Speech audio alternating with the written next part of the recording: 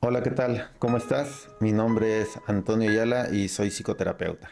En esta ocasión vamos a platicar de un tema súper interesante dentro de la escena terapéutica que nos ayuda muchísimo a poder comprender parte de las dinámicas que se viven dentro de los procesos de separación y reconciliación en las relaciones sentimentales. Es el tema del desenamoramiento. Me parece un tema relevante porque de alguna forma todos hemos pasado por estos procesos y de alguna manera creo que es importante dentro de este segmento, nuestro segmento de perspectivas, poder tener un enfoque más que se puede vivir al enfrentar un proceso de desenamoramiento bajo una perspectiva terapéutica. Y esto es porque necesitamos comprender que los procesos de enamoramiento no necesariamente son procesos evitables, porque precisamente hay una serie de procesos inconscientes y subjetivos que intervienen y que de alguna forma nos precipitan hacia estos procesos desiderativos. Vamos a considerar dentro de el enamoramiento como un proceso que surge dentro de nuestras carencias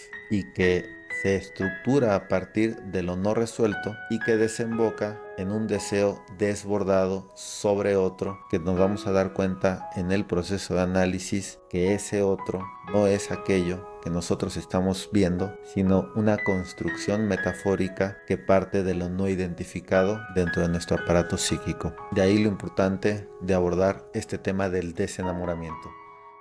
Vamos a comenzar con una parte importantísima. Para poder entender el desenamoramiento, primero sería útil establecer un concepto sobre el enamoramiento. Vamos a entender el enamoramiento en esta ocasión como parte de un proceso subjetivo que lo que hace es construir fuera de nosotros un objeto idealizado que de alguna forma consideramos consciente e inconscientemente va a venir a resolver aquellas insatisfacciones, aquellas frustraciones, aquellas carencias y lo no resuelto en nuestra historia de vida. El enamoramiento como tal es una alucinación desiderativa. Desiré, deseo. Significa que es una alucinación que surge a partir de nuestros deseos y que se articula en la intención de poder ayudarnos a encontrar fuera de nosotros, fantasiosamente, aquello que en algún momento perdimos, ya sea que tuvimos y perdimos en nuestra infancia o que nunca tuvimos y que idealizadamente esperamos encontrar afuera para sentirnos completos, para sentirnos realizados y de alguna forma darle una orientación propositiva a nuestra vida. El enamoramiento como tal es un proceso al que estamos susceptibles, sobre todo en aquellos que no hemos trabajado de forma suficientes nuestras carencias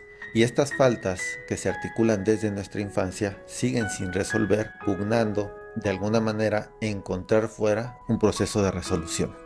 Solamente las personas que no hemos trabajado en nosotros, solamente aquellos que tenemos un grado de neurosis de tal magnitud que nos lleva a pensar que las realidades que se gestan dentro de nosotros pueden ser tal cual realizadas fuera de nosotros, somos los que estamos más susceptibles a caer presas del enamoramiento.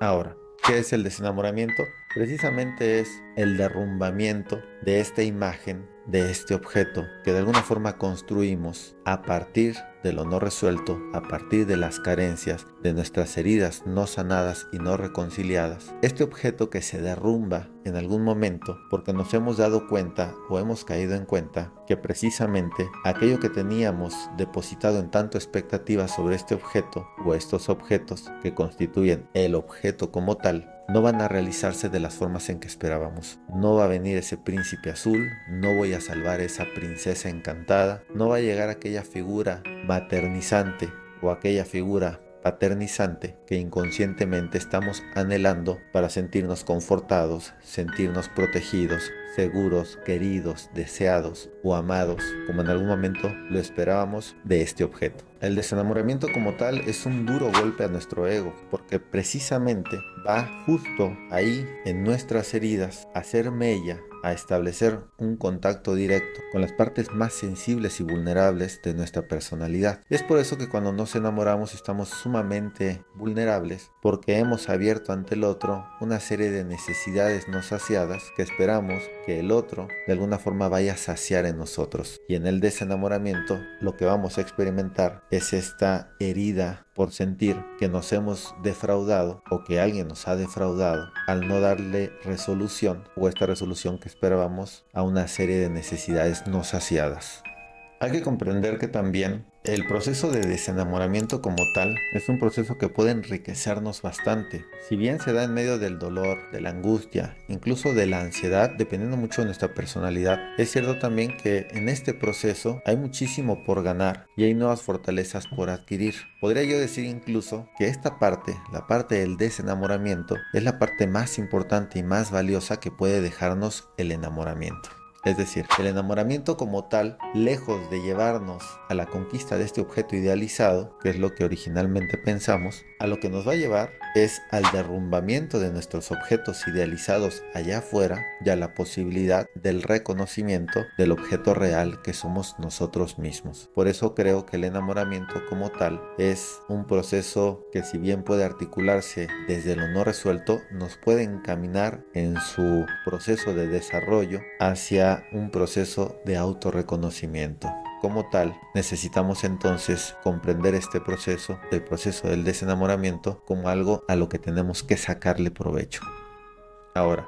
¿cómo sacar provecho del desenamoramiento? Precisamente comprender que a partir del desenamoramiento es que podemos comenzar a construir el amor propio. Si bien es un proceso complicado, un proceso de dolor, es un proceso también de reconciliaciones y nuevas conquistas dentro de nosotros mismos. Y para ello, primero es importantísimo reconocer a partir de este proceso que hay carencias importantes que no estamos resolviendo. El enamoramiento es un catalizador de todo lo que está dentro de nosotros y que está en pugna de ser resuelto afuera. Ahora, como tal, cuando yo idealizo, voy a idealizar desde mis carencias, y esto es algo que podemos aprovechar en el desenamoramiento. Todo aquello que en algún momento fue demandado hacia afuera, empezar a reconocerlo como una demanda de nuestro ser, pero que no necesariamente tiene que ser transferida hacia el otro. Es decir, esto que en algún momento estábamos deslindando sobre el otro o descargando sobre nuestro objeto de deseo, es algo que en su reconocimiento nos puede llevar a poder trabajar con ello para entonces resolverlo por nuestra propia cuenta. Y es así que responsabilizarnos de estas carencias, responsabilizarnos de aquello que esperábamos que el otro cumpliera en nosotros, es parte de este aprovechamiento en el proceso de desenamoramiento. Responsabilizarnos es dar cuenta que esto que estamos sufriendo, que esto que nos está doliendo, no es responsabilidad del otro. Es algo que ya traíamos incluso desde antes de conocerle, pero que inconscientemente le depositamos una vez que lo encontramos y que consciente o inconscientemente decidimos imponer en el otro como una tarea que el otro tenía que resolver en nosotros y no como algo que depende de nosotros resolver únicamente. Todo este trabajo como tal podríamos resumirlo en una sola expresión, que es renunciar al ego. Y renunciar al ego es algo complicado. Si entendemos que el ego es un conjunto de carencias no resueltas que demandan en nosotros hacia el exterior, renunciar a eso cuando hemos estado tan habituados, tan dependientes desde que nacemos hasta que caemos en cuenta de estos procesos de enamoramiento, conlleva un trabajo que no se va a resolver en un día, en un mes o en un año, pero que precisamente en medio de estos cuadros de ruptura emocional podemos trabajar y avanzar como no tienes una idea. Así que renunciar al ego es comprender cuáles son estas necesidades reales por encima de este principio del placer. Pasar de esta postura en donde estamos esperando que el otro venga, enarbole nuestra vida, la fortalezca, la llene o de alguna manera la resuelva, hacer de todo ese patrimonio que estamos encargándole al desconocido, a este objeto idealizado más que realizado,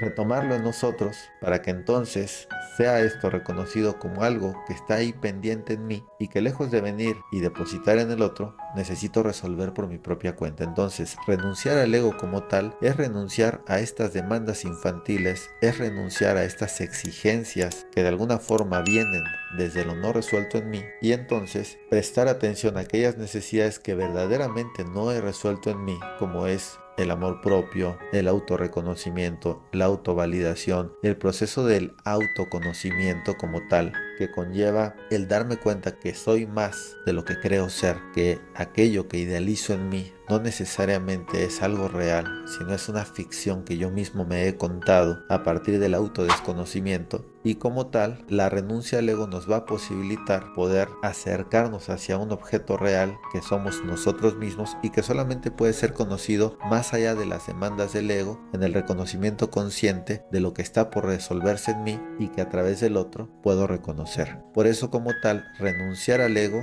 no solamente es renunciar a que el otro venga y resuelva en mí, no solo es renunciar al otro como ese ser que necesito para poder ser feliz, sino es también renunciar a una postura pasiva y hacerme cargo de mí mismo a partir de este proceso de desidealización. Una vez renunciado al ego o estando en este proceso, el proceso que podría continuar en ello es prácticamente retirar del objeto el deseo. Esta retirada del deseo como tal a lo que nos lleva es precisamente todo aquello que se depositó sobre el objeto, irlo retirando gradualmente a golpe de conciencia, concientizaciones, darnos cuenta de que precisamente esto que idealizamos no se va a cumplir bajo los términos que pensábamos. ¿Y qué se hace con este deseo que se retira del otro? Evidentemente ese deseo tiene un destino, y ese destino solemos ser nosotros mismos. Eso es lo que idealmente se propone, porque en muchas ocasiones es donde aparecen las relaciones de rebote. Lo único que hacemos es transferir este deseo de un lugar al otro, como lo hacen los bancos cuando te dicen transfiéranos tu deuda, y entonces ellos pagan tu deuda al otro banco y ahora estás endeudado con este nuevo banco que aparentemente te va a dar una tasa de interés más baja, te va a dar ciertos beneficios. Nuestra mente actúa también por economías, y así como de pronto retiramos el deseo del objeto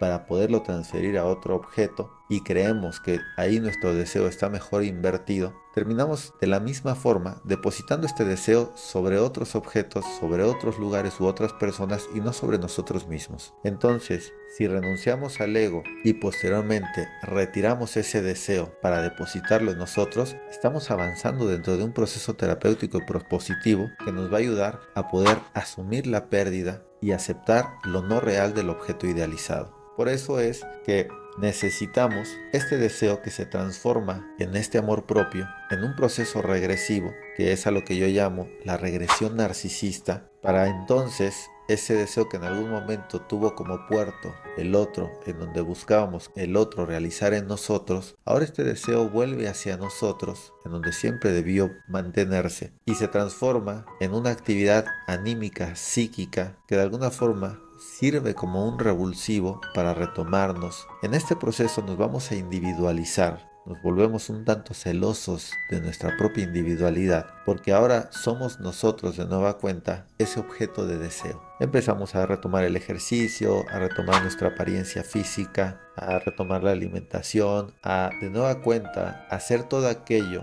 que dejamos de hacer cuando estábamos depositando nuestro deseo en otro objeto, y de esta forma nos volvemos un tanto hacia el narcisismo secundario y nos podemos volver un tanto ególatras. Empezamos a subir selfies, empezamos a tomar una serie de actitudes en donde es evidente que estamos enamorados de nosotros mismos porque venimos de un proceso de devaluación que requiere un replanteamiento del yo. El único obstáculo que podemos enfrentar a la hora de retirar nuestro deseo del otro es la melancolía. La melancolía como tal es el obstáculo que presenta el duelo. Es ahí donde no hay una retirada del deseo porque como tal estamos insistiendo en el objeto y estamos renegociando que ese objeto que ya demostró no ser lo que idealizábamos, eventualmente pueda serlo. Y ahí en el proceso melancólico es donde muchas veces acudimos a terapia porque ya nos dimos cuenta que por nuestra propia cuenta no somos capaces de dejar de idealizar, de dejar de obsesionarnos con aquel otro del que estamos enamorados. Por eso es que describo estos procesos, estas etapas, para que podamos identificar en qué parte estamos dentro de un proceso de desenamoramiento y qué puede ser lo deseable en estos casos. Así que pongamos mucha atención en qué es lo que hacemos con el deseo una vez que ya nos dimos cuenta que no es aquel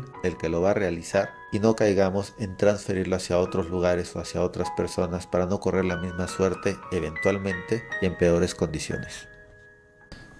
Posteriormente comprenderemos que el autoconocimiento como tal será una parte importantísima a la hora de poder reconocer nuestros límites y nuestras capacidades, reconocer con ello también nuestras limitaciones. Este es un principio de humildad que nos puede ayudar en este proceso a poder dar cuenta de verdaderamente cuánto nos estábamos subestimando dentro de este enamoramiento o qué tanto también nos estábamos sobreestimando. Parte del desenamoramiento nos ayuda a comprender nuestros límites, a comprender nuestros potenciales y nuestras capacidades. Así que observar todo este despliegue que podemos hacer cuando estamos enamorados, en donde somos capaces de rebasar nuestras expectativas en aras de poder obtener el reconocimiento y el deseo de otro, nos puede dar un buen parámetro para dar cuenta de qué tanto nos desconocíamos. Esto como tal es parte de un proceso de reconciliación, en donde estamos reconciliando con nosotros mismos una imagen más fidedigna, más real, menos idealizada de lo que somos. Y es que dentro del enamoramiento